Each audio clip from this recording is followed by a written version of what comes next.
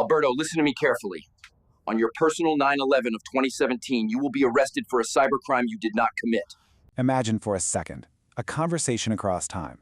A message not to change the past, but to arm someone for the fight of their life. We're about to step back to September 11th, 2000, where a super ambitious 25-year-old cybersecurity expert is about to meet a pretty unexpected visitor, his future self. Now that's the message. It's a real head-scratcher, right? A total paradox. It's a warning that perfectly sets the stage for a tragedy where doing the right thing, where being the good guy, not only doesn't help, it gets you punished. So let's dig in and unpack how it all went so incredibly wrong. So this visitor is a weary, 45-year-old Alberto Hill. And the person he's visiting, well, that's his own 25-year-old self. A guy who called himself a digital knight, just brimming with ambition and this rock-solid belief that doing the right thing is always enough. Now you'd think the older Alberto is there to stop it, right?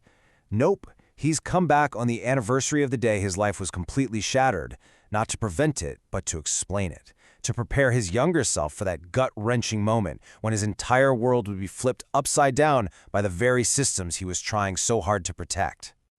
So how in the world does a protector become the #1 suspect? Well, it all starts with his code of ethics. Young Alberto's whole philosophy was about finding security flaws and reporting them, responsibly. But what he's about to find out is that when you're dealing with a system that has zero understanding of the digital world, an act of protection can get twisted into a crime. Okay, look at this timeline, because this is where everything just goes off the rails. See that gap? In 2014 and 2015, Alberto does his job. He finds a weakness, he reports it, he does it again. Then, nothing. Years go by. Then, in 2017, some other person, a real criminal, uses that exact same flaw, which was never fixed, to extort money. And when the police investigate, they find Alberto's old report and make a catastrophic leap.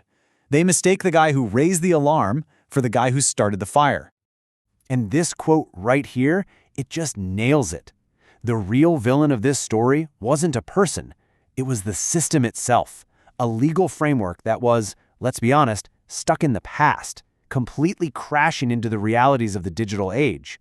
It just couldn't tell the difference between a white hat hacker trying to help and a black hat criminal trying to cause harm. This is where it goes from a misunderstanding to a full-blown public spectacle. I mean, they took his standard issue professional tools, the kind of stuff any cybersecurity pro uses every day, and paraded them in front of news cameras like they were a supervillain's arsenal. He was painted as guilty from the get-go, all because of a profound, almost willful ignorance about technology. And you'd think that's the worst it could get, right? His reputation is in tatters. But hold on. The next chapter of this tragedy is almost impossible to believe. We're about to see how his entire fortune was systematically wiped out, not by a market crash, but by sheer mind-numbing incompetence. Okay, to really get what happens next, we need a quick primer on digital wallets. It's simple, really. On the one hand, you have a self-custody wallet, like his ledger. Think of it like a personal safe in your house. Only you have the key. On the other hand, you have a custodial wallet, like his account on the WEX exchange. That's more like a vault at a bank. Somebody else is holding your stuff for you. This difference is everything, and it's why his money got wiped out in two totally different ways. First, let's talk about his personal safe, that ledger device. The police get a hold of it. Do they call it an expert, someone who knows what they're doing? Nope. They just start guessing the PIN.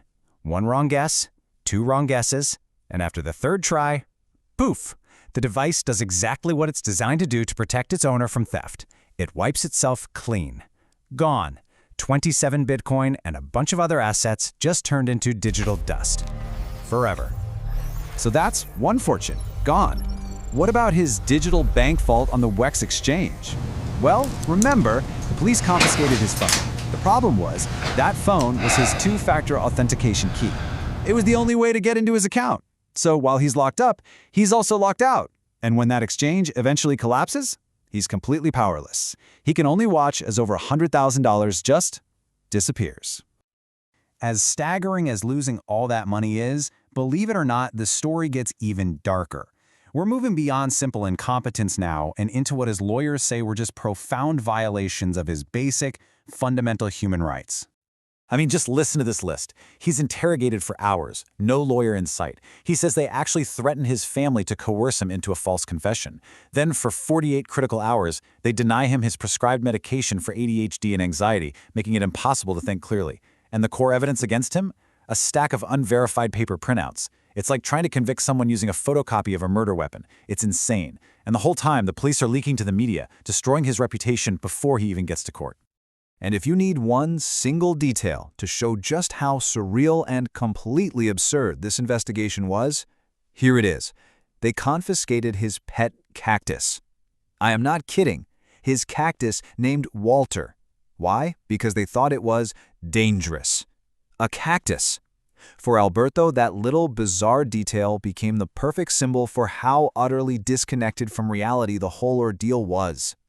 So, after 8 agonizing months in pretrial detention, Alberto was finally fully exonerated in 2022. But you don't just walk away from something like that unchanged. The trauma transformed him. He absolutely refused to be a victim. Instead, he channeled all that pain and injustice into a new mission. The digital knight was reborn. Out of this nightmare, he developed this really unique philosophy. You know how in crypto there's proof of work, where computers burn massive amounts of energy to prove a transaction is valid? Well, Alberto created proof of love. For him, the only way to truly prove a human connection was real was by going through immense trauma together. The pain he and his girlfriend at the time endured, that became the ultimate validation of their bond. But he didn't just sit around and philosophize, he took action. He documented every single failure, every injustice, every absurd detail in his book, Operation Bitcoin's Login to Hell. It's not just his story, it's a massive warning sign. It's a call to action, to fight for digital justice, making him a powerful voice for anyone else who might get caught in that dangerous gap between law and technology. Which brings us right back to where we started, that conversation back in 2000. This is the final message the future Alberto gives his younger self. And it's not a message of despair. It's one of incredible resilience. He's saying, look, this terrible thing is going to happen. You can't avoid Alberto, it, but you can survive it. And what you become on the other side, that's up to you. You can turn it into something that matters. And that really leaves us with this critical question. Alberto Hill's story is a dramatic, deeply personal example of a huge global problem.